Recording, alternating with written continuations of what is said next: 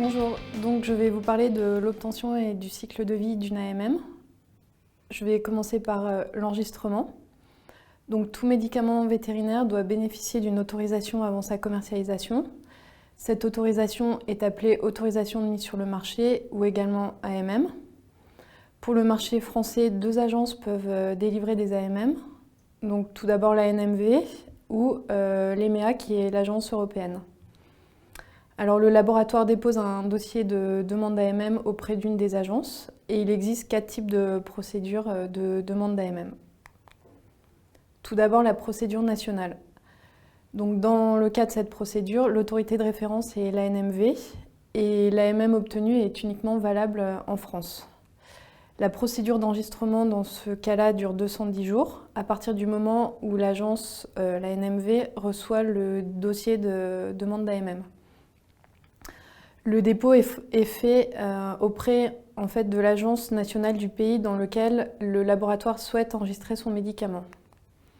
L'autorité compétente de chaque pays délivre donc sa propre AMM en fonction des études qui ont été fournies et aussi de l'état d'avancement des connaissances au moment du dépôt du dossier d'AMM.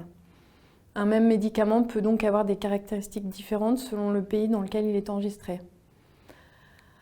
Des médicaments avec la même dénomination et la même composition peuvent par exemple avoir des temps d'attente ou des indications différentes dans différents pays.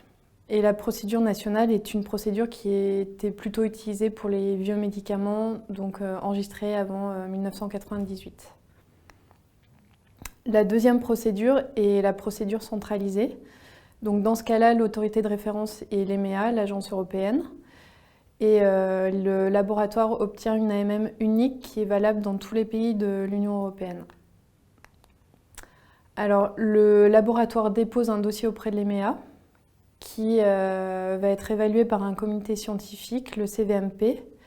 Le CVMP rend un avis scientifique dans les 210 jours suivant le dépôt du dossier. Cet avis scientifique fait l'objet d'une proposition à la Commission européenne qui ensuite va prendre sa décision. Et si la décision est positive, l'AMM est octroyée au demandeur dans les 90 jours suivant l'avis scientifique. L'AMM obtenue est valable et identique dans tous les États membres et un RCP unique est validé et il est disponible dans toutes les langues de l'Union européenne. La troisième procédure est une procédure de reconnaissance mutuelle, également appelée MRP.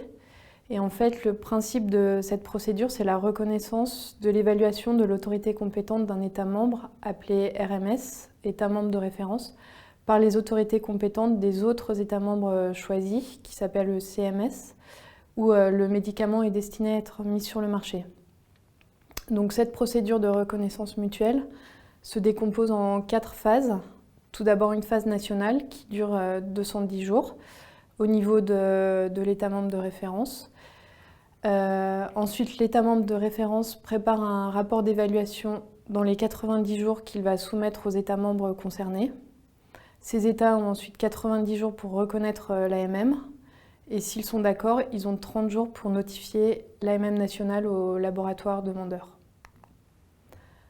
Enfin, la 4e procédure, c'est ce qu'on appelle une procédure décentralisée. Et le principe, là, c'est d'autoriser un nouveau médicament dans plusieurs États membres européens en même temps. Et la condition, c'est qu'il n'y ait pas d'AMM préexistante en Europe. L'évaluation est faite par un État membre de référence choisi par le laboratoire demandeur, puis par les États membres concernés avant toute décision. Alors c'est le même principe qu'une reconnaissance mutuelle, mais avec 2 différences. Aucune AMM ne doit avoir été accordée auparavant et le dossier est soumis simultanément dans tous les États, donc RMS et CMS en même temps. La procédure décentralisée se décompose en 3 phases. Tout d'abord une phase nationale qui dure 120 jours, à l'issue de laquelle l'État membre de référence va rédiger un rapport d'évaluation qu'il va transmettre aux États membres concernés. Ensuite, une phase européenne de 90 jours. Les États membres concernés vont approuver le rapport d'évaluation, le RCP, l'étiquetage et la notice, et ensuite en informer l'État membre de référence, qui pourra constater l'accord général et clore la procédure et informer le demandeur. Ensuite, on passe en phase nationale et la notification de l'AMM a lieu dans les 30 jours suivants. La procédure décentralisée est donc beaucoup plus rapide et plus flexible qu'une procédure de reconnaissance mutuelle lorsqu'aucune AMM n'est déjà enregistrée dans aucun pays de l'Union européenne. Elle présente également une alternative à la procédure centralisée quand on veut accéder rapidement au marché communautaire.